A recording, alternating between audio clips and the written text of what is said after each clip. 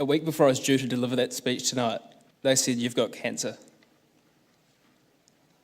They said, if you don't get any treatment within the next 3 weeks, you're going to die.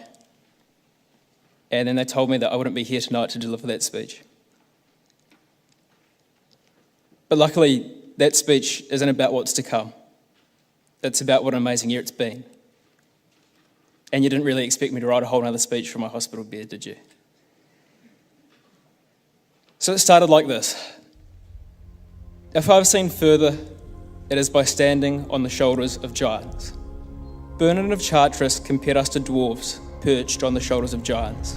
He pointed out that we see more and further than our predecessors, not because we have keener vision, nor greater height, but because we are lifted up and borne upon their gigantic stature and knowledge.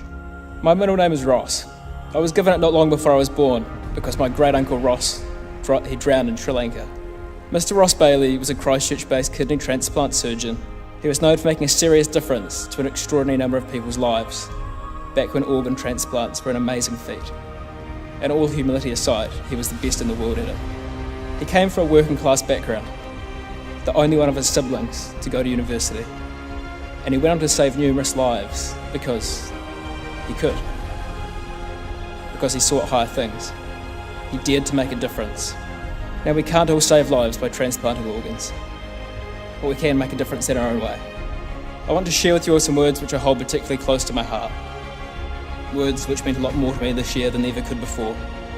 It is not the critic who counts, not the man who points out how the strong man stumbles, or where the doer of deeds could have done them better. The credit belongs to the man who is actually in the arena, whose face is marred by dust and sweat and blood, who strives valiantly, who errs and comes short again and again, because there is not effort without error and shortcoming, but who does actually strive to do the deed, who knows the great enthusiasm, the great devotion, who spends himself on a worthy cause, who, at the best, knows in the end the triumph of high achievement, and who, at the worst, if he fails, at least he fails while daring greatly. So this place shall never be with those cold and timid souls that know neither victory nor defeat. But we can't be the best at everything, or even times at anything. What we can choose to have is moral strength. I wrote about this before I knew I had cancer, and now I have a whole new spin on it. Moral strength is about making a conscious decision to be a person who doesn't give up when it would be easy to. To be lesser because the journey is less arduous. Jim Rohn said, "Let others live small lives, but not you. Let others argue over small things, but not you. Let others cry over small hurts, but not you. Let others leave their future in someone else's hands, but not you." Of course, doing this will mean at some point you'll have to face your fear of falling short, a fear of looking like a fool, a fear of not being enough. And being senior monitor meant facing these fears every day. But here's the thing, none of us get out of life alive. So be gallant, be great, be gracious, and be grateful for the opportunities that you have.